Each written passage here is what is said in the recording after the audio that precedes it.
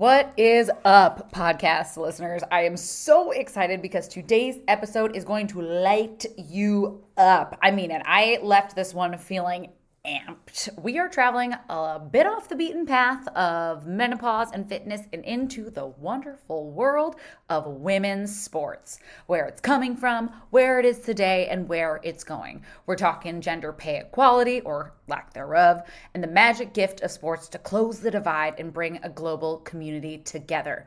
My guest is an absolute force, Dani Foxhoven Young, pro athlete, coach, change maker, and by the time this episode is over, you are going to be on your feet and cheering and rushing to your next, or in my case, first sporting event. Let's freaking go! But first, welcome to Fit After 40, the Women's Fitness and Health Revolution podcast. Kinsey here, certified personal trainer and menopause coaching specialist.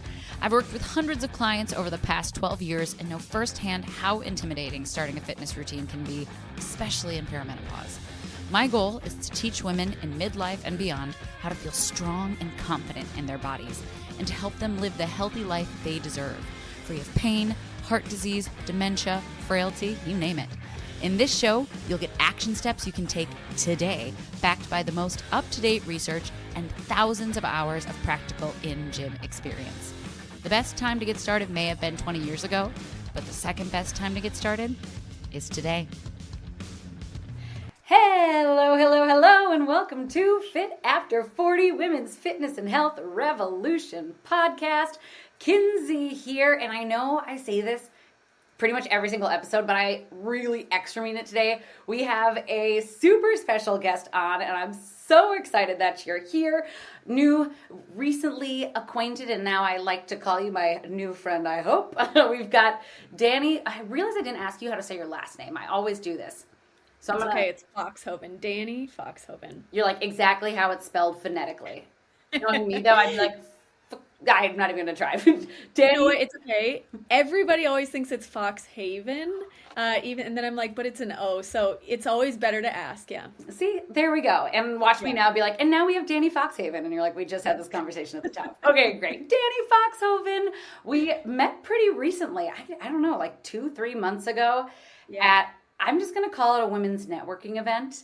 And instantly was just enthralled by everything she had to say. We sat down, had coffee. Turns out that we have a lot of intersect in things that we are passionate about.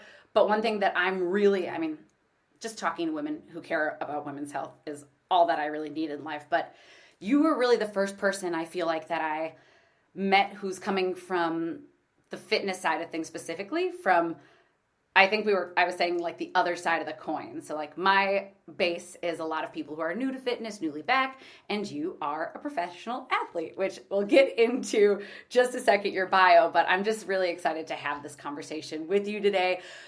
The goal, according to the outline, is that we're going to go off the beaten path just a little bit and talk about the world of women's sports, which I'm thrilled about. So if you are a sports ball fan, stay tuned. This one's for you. And if you're not yet, stay tuned, because I left my first coffee with Dani being like, I need to watch sports. And I learned that we have a women's hockey team called the Frost, and I've never seen a hockey game, period. So now you've got me itching to get in a sports arena. So definitely stay tuned. We're going to talk about all sorts of things, everything from why everybody should watch women's sports to pay discrepancies in women's sports, but also just across the board with the gender gap. And then we'll chat a little bit. Dani's got some cool projects coming up. We're just going to talk about a whole bunch of stuff. So stay tuned. It's going to be a really fun one. So anywho, Dilly, before we jump in, now that I've talked for a million hours, let me introduce you. Dani Foxhoven Young is a former professional soccer player and accomplished coach whose career spans elite collegiate play, the National Women's Soccer League, and international competition. She played professionally for the Portland Thorns, Seattle Reign, and later coached the United States Youth National Team. She recently started the Archive Agency, a sports representation agency dedicated to creating opportunities and advancing the careers of female athletes, and is working on starting a podcast of her own. I cannot wait to give a platform to female athletes called the Femme Forum, which, by the way, like I said, I am stoked for and will absolutely be dropping a link in the show notes so you can go ahead, dear listener, and add yourself to the wait list so that you do not miss the launch. You're going to want to be in the know. So Dani, thank you so much again for hopping on the pod today. It's such a delight getting to know you so far, starting to learn about all the amazing work you're doing / have already done, because girl, you've been busy. And I'd love, before we get into our main sort of topics and chat today, for you to just give us a rundown of how you got to where you are now and tell us a little bit about the amazing work you're doing today. For sure. Well, thank you for the personal commercial here. So everybody really knows me. Yeah, I mean, so I'm originally from Colorado. I have a younger brother. I mentioned that because we both kind of took to soccer from a really young age. And we became like each other's best friends through that. Grew up together playing. And then like our careers kind of matched each other. So, I ended up going to the University of Portland. I played soccer there. I graduated early so that I could go play because I knew that was kind of the only thing that I ever wanted to do growing up was be a professional soccer player, really. So yeah, I went down that road and then so the previous women's professional league was called the WSL. It was or WPS, excuse me. The first one was whatever. There's been a couple different like iterations of the women's professional soccer league here in the United States, but the WPS came around. I got drafted to Philly straight out of college, and then lo and behold, like 2 weeks before we were all supposed to report to preseason, the league folded. So my agent and all agents were kind of scrambling to find opportunities for all of us to go play. And I was sort of the new kid on the block, just much like all of us coming out of college where you're trying to find your spot in your next professional career, right? I ended up going abroad. I played in Russia for a year and then had a pretty interesting experience there. And then came back to the U.S. when the current league started up, which is the NWSL, the National Women's Soccer League that you mentioned. Portland ended up getting a team, and they were the first team that was actually tied to the men's side. So the Portland Timbers are the men's side. The Thorns came about, were owned and shared resources with the men's side. And so it was kind of like a pretty home run from the get-go because we had like professional resources. And I think that that's really what made the difference and helped set up what the NWSL is now. All that to say, ended up winning the national championship there our first season, and then I ended up getting traded to Seattle, was there for 3 years.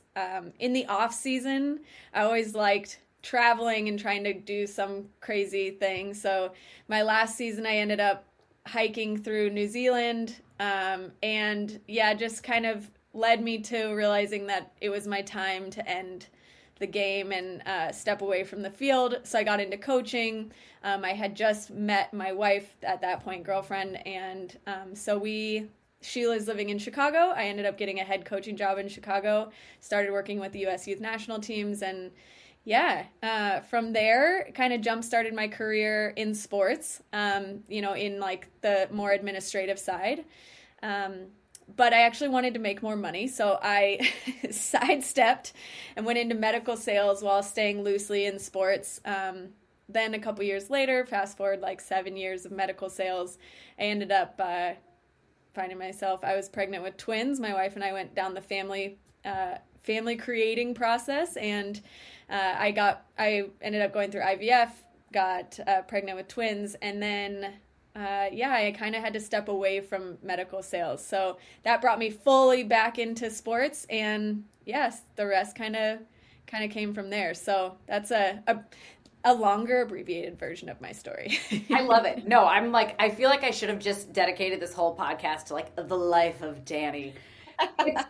It's so interesting though when you it's kind of a novelty, I feel like, in this day and age to actually get out of college at that age and know what you want to do. Like, I feel like it's much more common to go to college and be like, I'm 18 and I have to pick a major, and then you get out and you're like, I don't like nursing or whatever, and then you pivot. So you have such a rich history because you just hit the ground running. So to see all the different areas you've touched. I think it's funny because I was actually recently talking to somebody about this.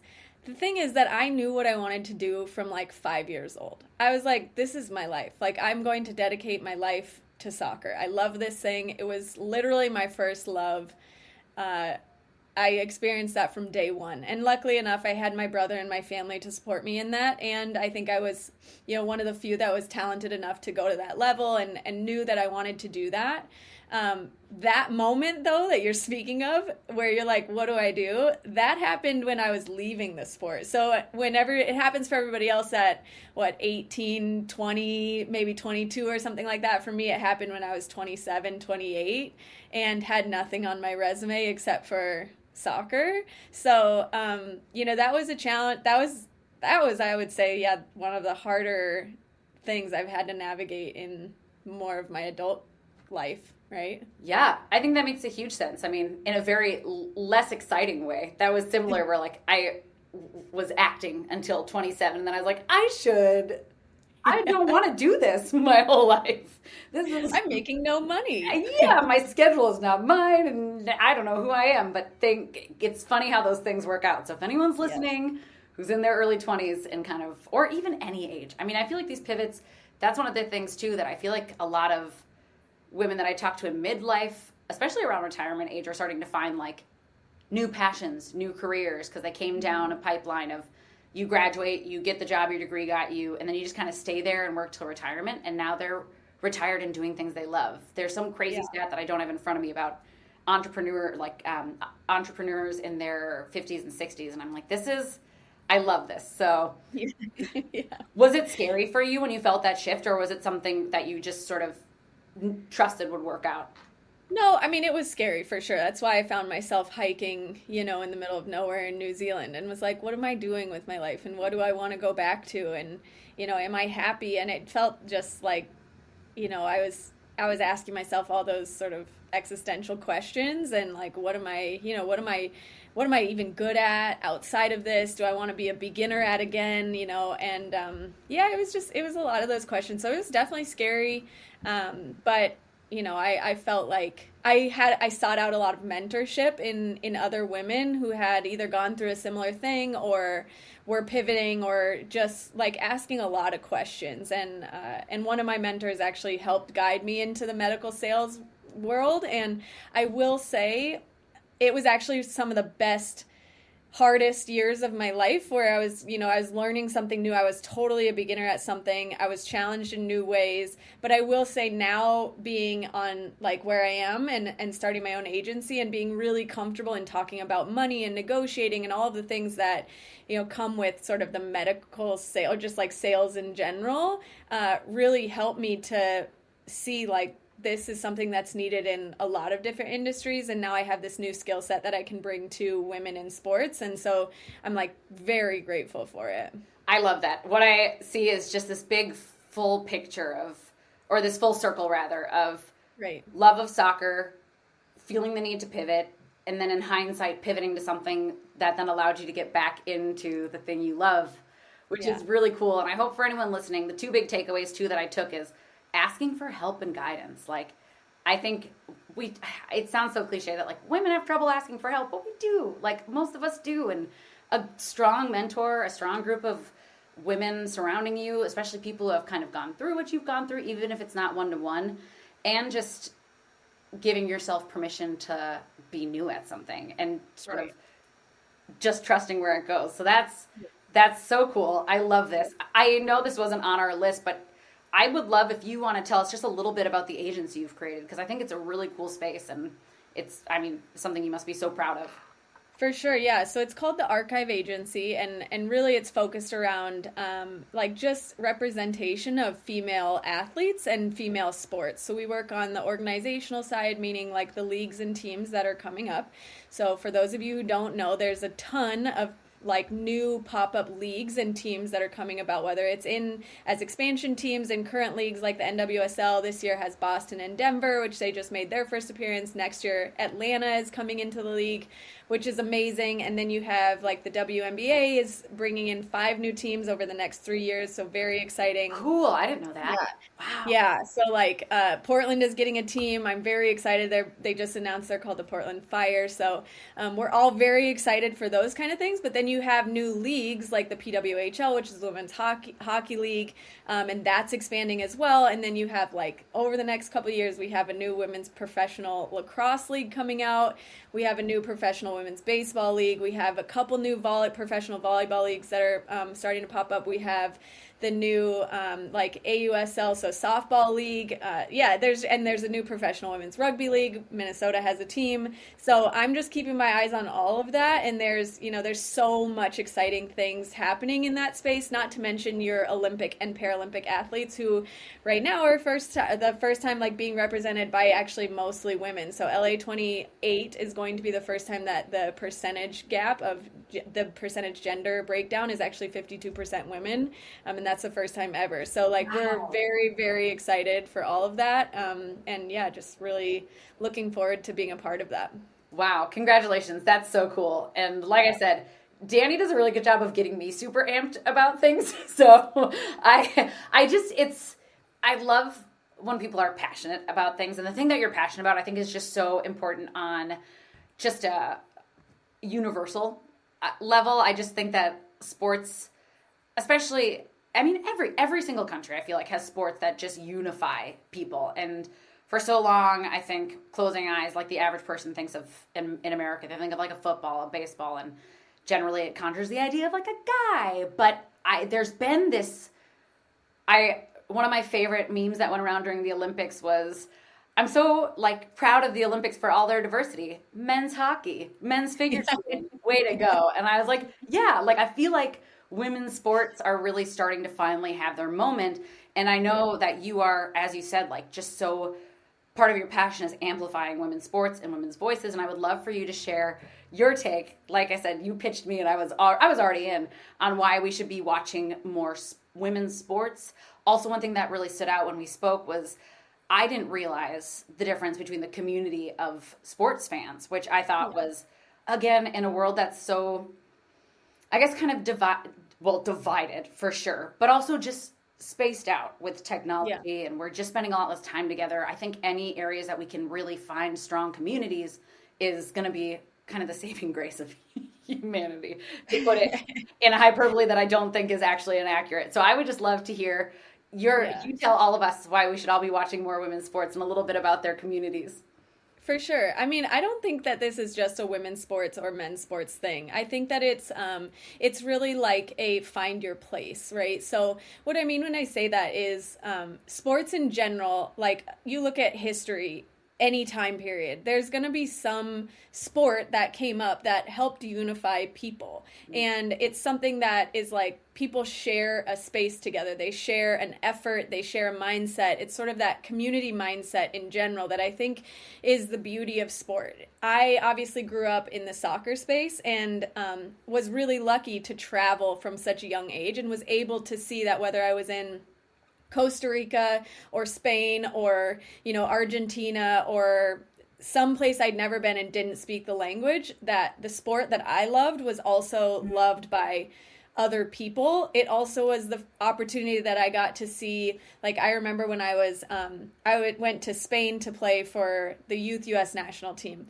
and we played the Israeli team, and this was like a 6-on-6 tournament, and it was the first time that I had met somebody else that talked about like their life as an 11-year-old, being like destroyed by war. And I was like, and just like and obviously it's a long time ago, so obviously a lot of things have happened in the world since, but like I remember as an 11-year-old hearing somebody else talk about that and was like, wow, I've never, so just like it was an experience where like eyes were open from such a young age, and that was brought to me through sport, right? So for me, that was really a crazy experience. I will say, as like now I've gotten older and been able to see that people still come together over sport. It's the beautiful thing of sport, right? And so like I want to be a part of it. It's why I fell in love with it.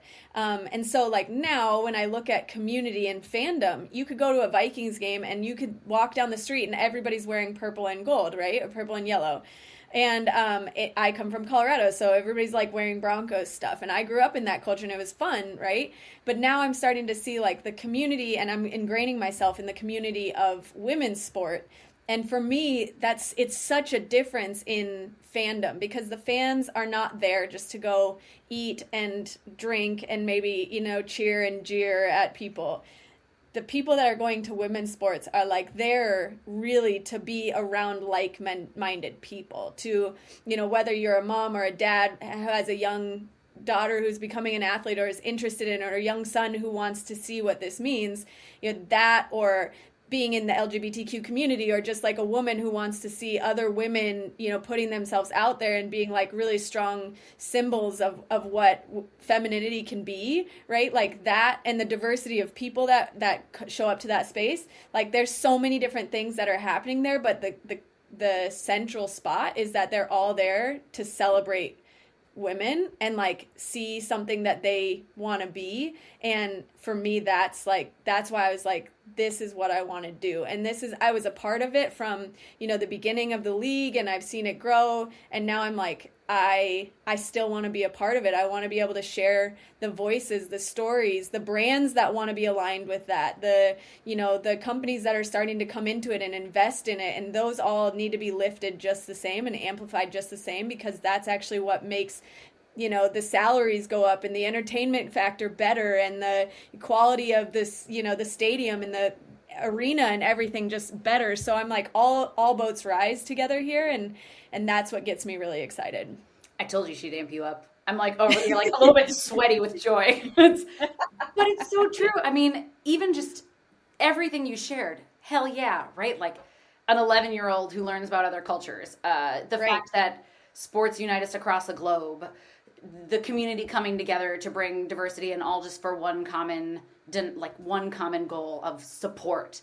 It just, Right. all of it. And just even, I was so, I guess moved, maybe I'm missing the word, but kind of moved when you told me this the first time about even just like the brand sponsorship around it. Like generally you don't think of sponsorship as something that has a heart to it, but the way that you described the interaction of branding and women's sports, there was so much more of, it was more intrinsic than just like slapping their label on a board and saying, and buy real estate. It's so true. It's so true. And this is what I think I love now, having also spent time in sales, is like being able to find partners who are aligned and really be able to like offer something to both sides, right? The teams, the players, the leagues, they need the money to be able to run, as I said, like quality entertainment, to be able to rent the facilities, because most women's teams are having to rent their facilities still. They don't own them, right? Like unless you're talking like Kansas City, and now Portland is starting to do that. Like Kansas City's women's soccer team, they were the first to start their like specific female stadium, like for just their women's soccer team. Now that was backed by Patrick Mahomes and his wife. She's actually like the owner in this. So they were like, we're going to do the first of its kind. And now everybody's starting to do something like that, where it's like this venue is made just for the women's team. But before this, the women's teams, those were playing in the stadium that were owned by the men's team, and they were having to rent a really expensive thing that usually they weren't able to cover the cost for, right? So sponsorships are at the heart of that. And now investors are starting to invest more money into the teams. Salaries are starting to go up. The CBA for the WNBA just was signed yesterday, or I guess it was verbally agreed upon. I shouldn't say signed, but that all of those salaries are going up substantially, which is great news, and I think a lot of leagues are going to start following in that way. However, then you turn around and it's like, all right, brands now see that this is a worthwhile investment, and this is really exciting. They're not the same as like your men's traditional sports sponsorships. They want a more like activation around it. They want more stories being told around why they support this women's team, why they support this athlete, and that's totally different than what you see in like, again, like a traditional men's sport kind of sponsorship, where it is just a logo on, the side of the court or something. Although those are still really important. And I think when you go to like a Lynx game, they now have like tampon sponsorships as like on the side. You would never obviously see that at, a Vikings game.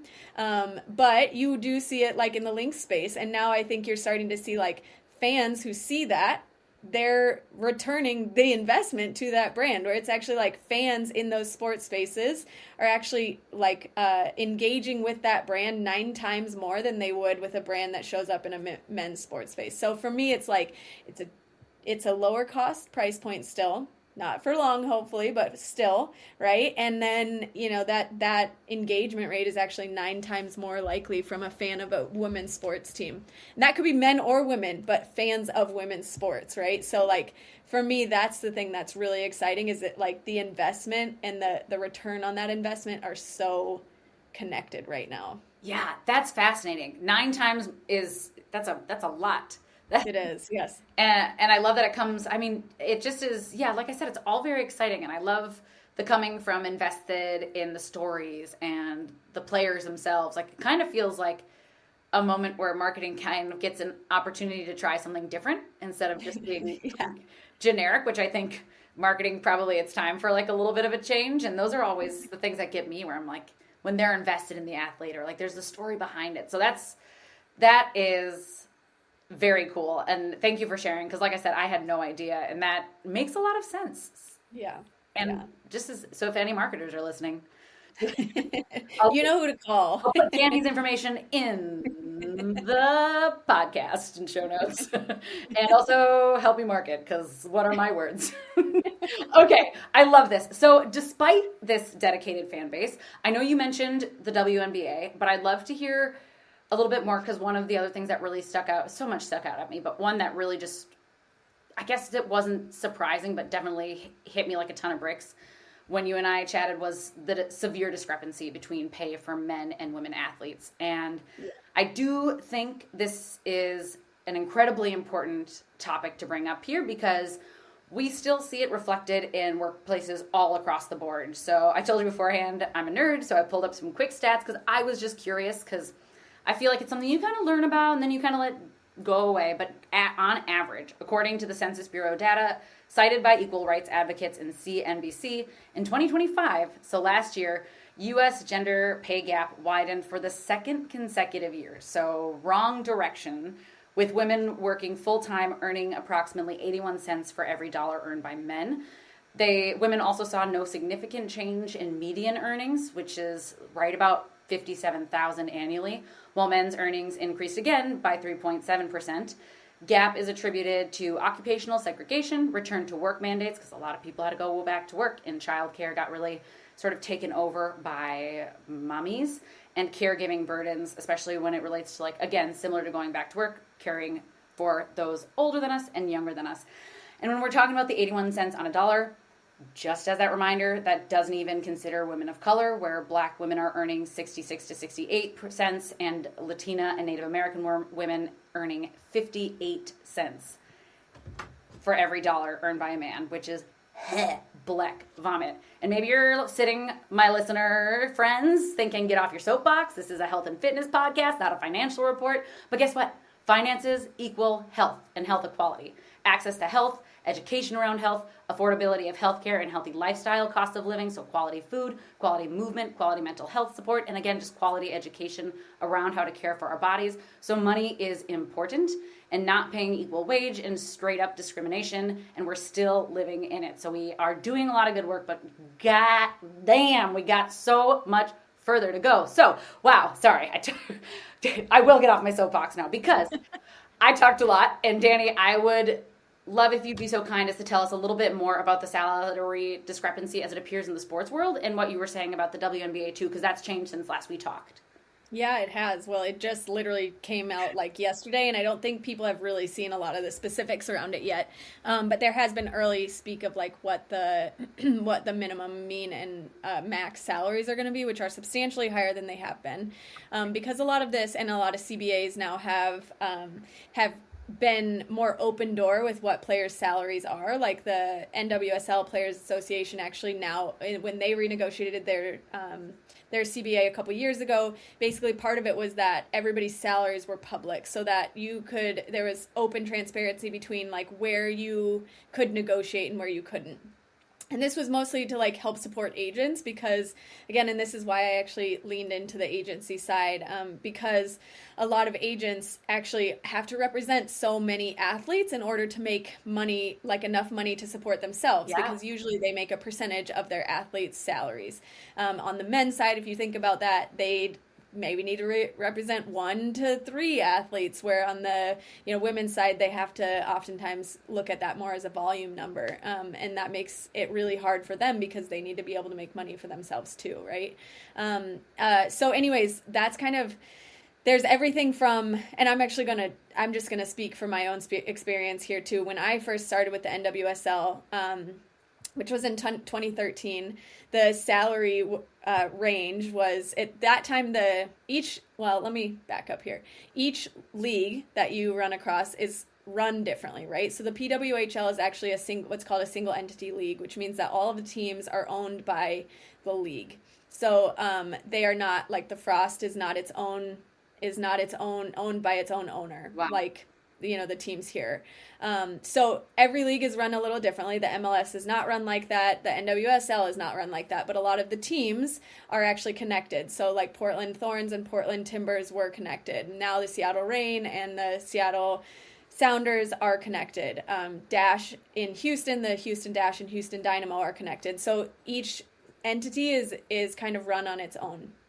I say all of that because that is all factored into how like CBA negotiations go, which is why the WNBA and NBA had such a hard time, because from the beginning of the WNBA, it has been owned by the NBA, right? So like a lot of that actually had to go through the NBA to be able to be negotiated. So it's a really complicated thing, and each CBA negotiation is going to look different. All that to say, when I was playing in the NWSL, it was 2013. It was just being started.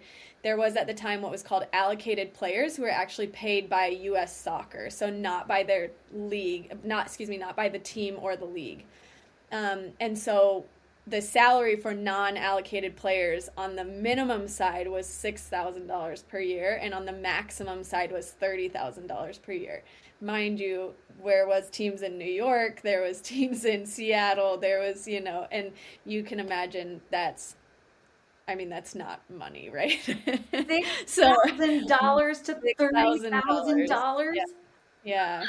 And so I sat kind of right in the middle. My first year I was at $15,000. The second couple years in Seattle, I was making $18,000 was my contract. So I lived in a studio with my brother and his best friend, and we made do, but most of our money actually came from coaching on the side, right? Like it came way more from that than it did from playing. So, obviously that's changed a lot now. I think we're in a much better place with negotiations like the WNBA CBA that just came out. And so that for me is really exciting, because now players are able to make over $1 million. And it's the first time that that's happened, right? And NWSL is doing the same. Like Trinity Rodman just signed one of the biggest contracts. And, so those things are really, really exciting to see. They're over $1 million for the first time. And, salaries are median salaries and lower side salaries are all going up, which is great, but the pay gap is still like so substantial. You see teams like, the WNBA Players Association, but then you also saw like the U.S. Soccer women's national team took, U.S. Soccer to court and did, and ended up winning their lawsuit for equal pay, which was really exciting to see. But, it's just one piece of this gigantic conversation that is, I think, just like equal rights for women in general. Yeah, absolutely. Wow. I'm glad to hear I'm still like, I like heard most of what you said, but my brain was still thinking $6,000, $30,000, just like mind blown. And I realized I forgot to clarify. Will you tell, asking for a friend, us what CBA means? Right. So that's essentially like the players' rights and rules to be able to negotiate within their teams, leagues, to the owners. And it's also the places where they set like player salaries, like high end, low end, and then also like what players can get and what they should. So like now part of the WNBA and NWSL Players Association is that players who are moms have to be able to have a nanny travel with them, and they have to be able to have they have to be able to have a room for that nanny, or, you know, like a caretaker, I suppose. And so it's kind of all those pieces where it's like protections, rights, like they have to be able to be provided health care, and you know, and like if something happens like that, the surgery is covered by the you know, by the league. So it's those kind of things. Wow, I love that. I love that the nanny one too. That's awesome. Because that's what, I mean, we were just talking about, like the return to work has been such a burden on women employment period. Wow. Okay. So it does sound like big progress, which sounds hopeful. Do you think we're still in kind of like an upward trajectory, or do you think it's kind of gotten to a point where people are going to be like, there you go, accept it, and then there's going to be a little bit more fight for it? What do you kind of see as, like, I know I didn't ask you this, so if you don't have an answer, that's okay, but like, what do you see as the future of this particular issue? Is it just kind of like, I know you said kind of like the gap in every industry, so that could just be what the answer is too. No, I mean, I think it is, right? Like, that's the fight. That's what we're all fighting for. It's like our rights are human rights, right? Like, women's rights are human rights. But I think for me, I feel so hopeful. And I think that that's why I'm like, I want to be a part of this, not only because I think historically the people who have been in the rooms negotiating for female athletes have historically been men who have like left the men's side and come over to the women's side and been like, well, I know what I'm doing here. And that's kind of how sponsorships have been treated. It's like, I came from this men's team, and now there's this women's team coming up, and I can help because I can bring some of the money across, right? But it's like been more out of charity. And now I feel like we're getting to a spot where it's like, no, the dollar is there, the interest is there, the demand is there, the female athletes are there. Like, we're here, and now it's like starting to be recognized. And I think we're at a tipping point where people like Caitlin Clark have like really now brought a lot of new attention and eyes, and people are wanting to keep it here. So for me, it's so exciting because I think that this is the beginning of what I think the next 10 years, specifically here in the US, are going to be like the launch pad into whatever is next. So if we look at just kind of what's going on, as I mentioned, all of those expansion teams, all of those expansion leagues, the new leagues popping up, new people starting to come into the space and be interested in women's sports, so like a new demand, if you will. And then you look at like the media rights deals where you're looking at new like platforms that are covering sort of non-existent things before. So like honestly, even if you look at like Peacock covering Olympic sports, now all of a sudden you can watch like mountain biking and break dancing and the Paralympics. Like you can actually watch those, you know, now they're on like prime time. You can watch them at any time.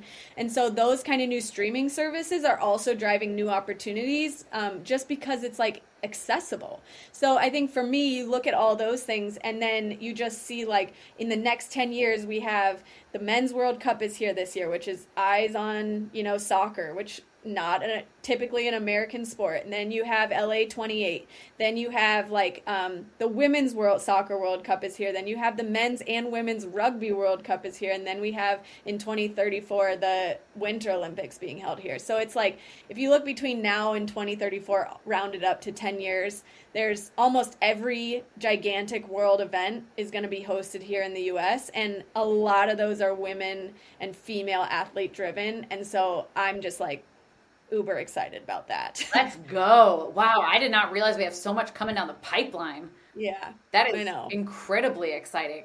Yeah. Man, yeah, I think it feels like you hit the nail right on the head. And the other cool thing too that I just sort of, it made me think about, that's really cool about this happening in the sports world, is that it's public. We're all watching it. And I think that is always really important too, where it just brings the attention to the equality issue, and it's transparent and we can see it, and there are people cheering it on. And it reminds me of Hollywood kind of had this thing where, I forget what movie it was, but I think it was like Michelle Williams got paid like not even like an eighth of what her male coworker did. And it was kind of the first time anyone, maybe not the first time, but I remember just making like national headlines, and everyone got really invested for a little while. So I feel like when we have these conversations with more of like a celebrity status height, we open the conversation up for more of a trickle down. And it does sound like, man, with all these things coming up, there's just going to be that momentum going. So I can't wait to watch. We'll have to bring you back on in 2034 and Recap the last 10 years. see what's going on. Are you planning on going to any of these big games? Oh my gosh, I would love to be at all of them. Yes, yes, and I would love to be at as many sporting events as I can in the next, however long. I'm very excited for the Men's World Cup being here this year. I know that is obviously a men's led thing, but I am going to call it the Men's World Cup and not just the World Cup in general. That's right. And yes, that's right. And but I'm really excited for that, and I think even in that, it's going to be. Soccer is a little bit more of like a niche market in general, so I think the community around it is really fun to see. The World Cup in general is a blast, so I'm very excited about that. Where is it going to be? Oh, so very interesting. This is the first time it's actually happening in 3 different countries. So it's the North American Men's World Cup. So it's Canada, US, and Mexico are all hosting it.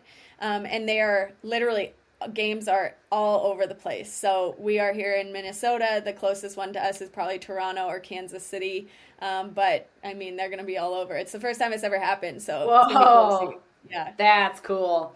Yeah, that's okay. That's going to be fun. Okay. Yeah.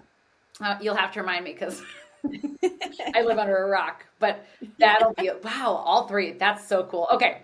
I love this. I love this topic so much.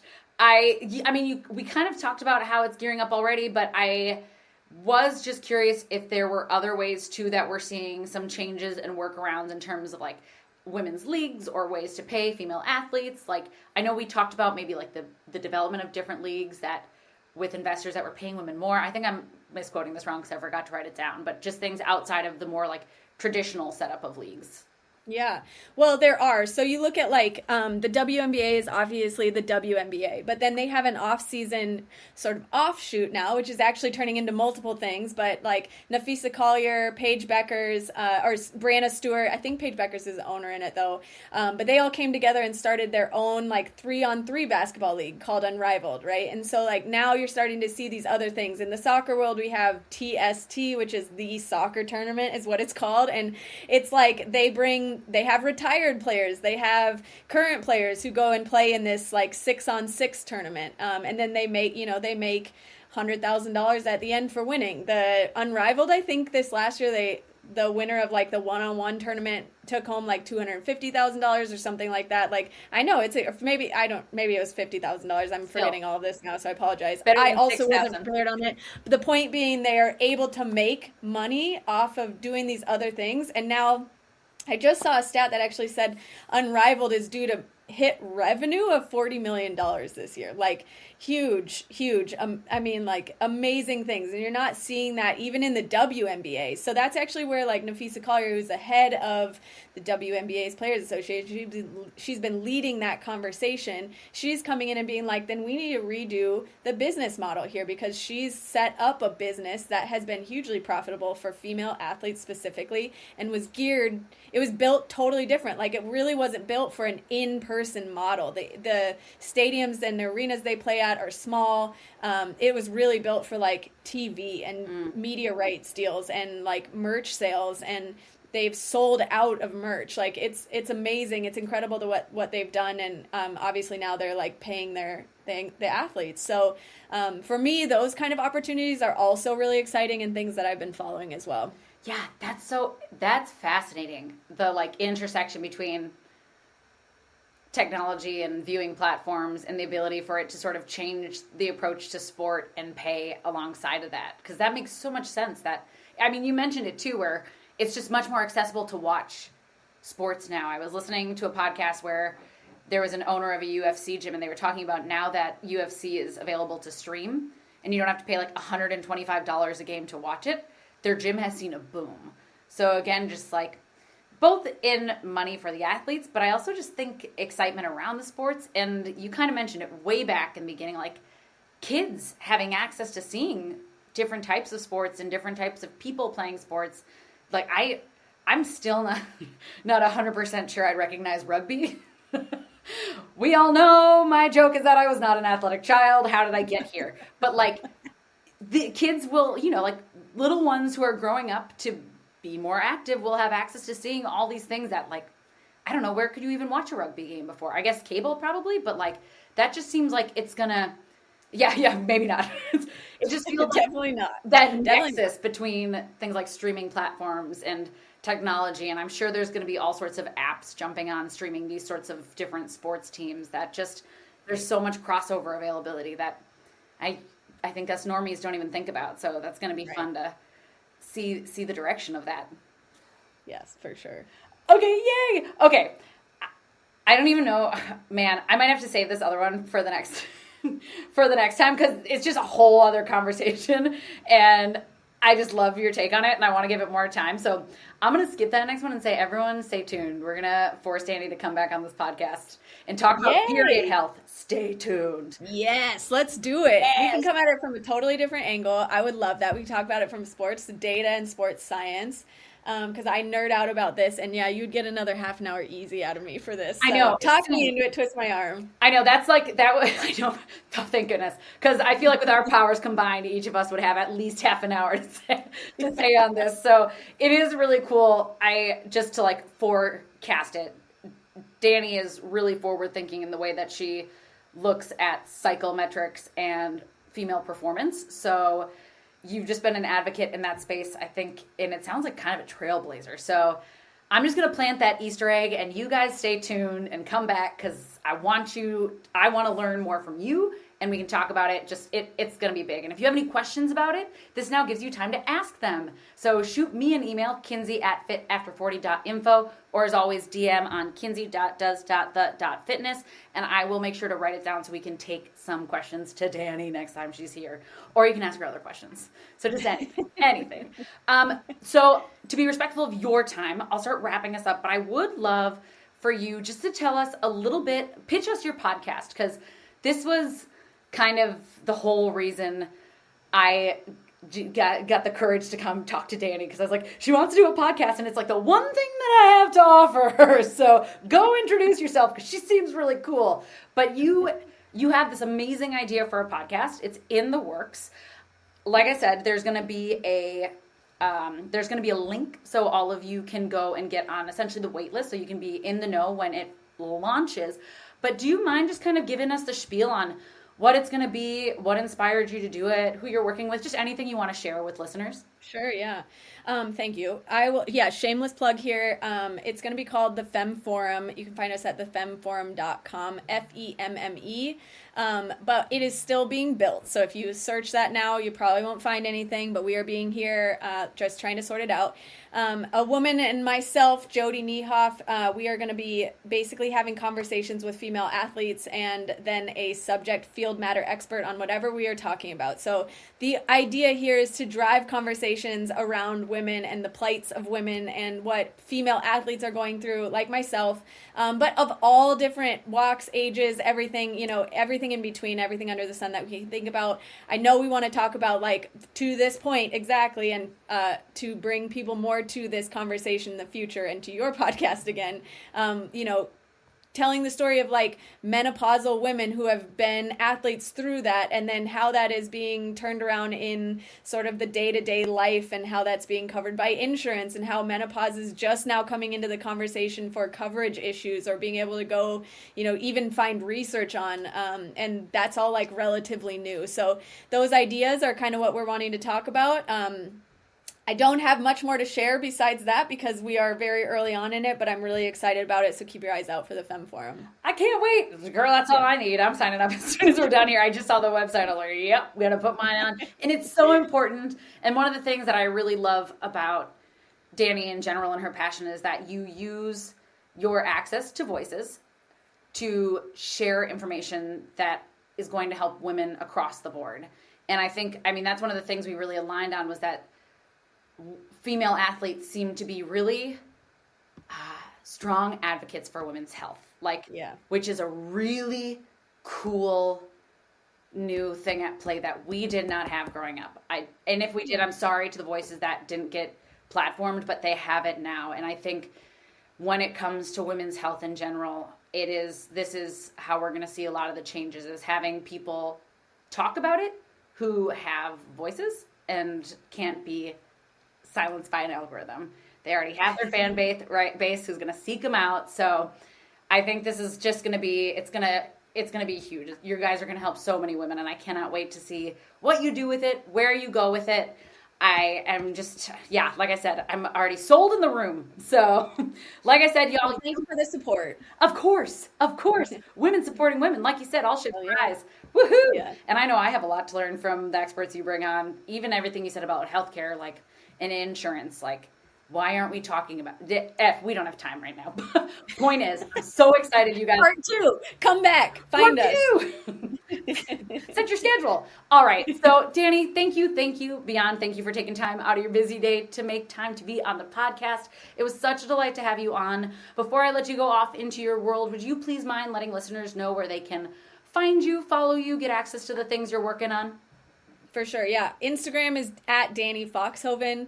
I think probably the best way to find me is actually on the website, www.thearchive.agency. So I always have to say www because people get confused when they just look at the archive agency. You won't find it. So thearchive.agency. Find us there.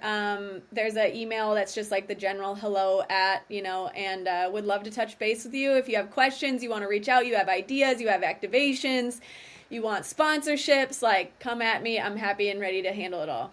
Heck yeah, you are. And I will put that all in the show notes so you can just click it and you don't even have to search it. Dani, thank you so much again for coming on. I look forward to part 2, which I've already wrapped you into here on the podcast. So you can't just kidding. You can always back out. Thank you so much. Have a wonderful rest of your day. And to listeners, as always, thank you for taking the time out of your busy lives to listen and learn a little bit more about how to take care of your beautiful bodies and brains. Until next time, take care of yourself because you're so stinking worth it. Aroo!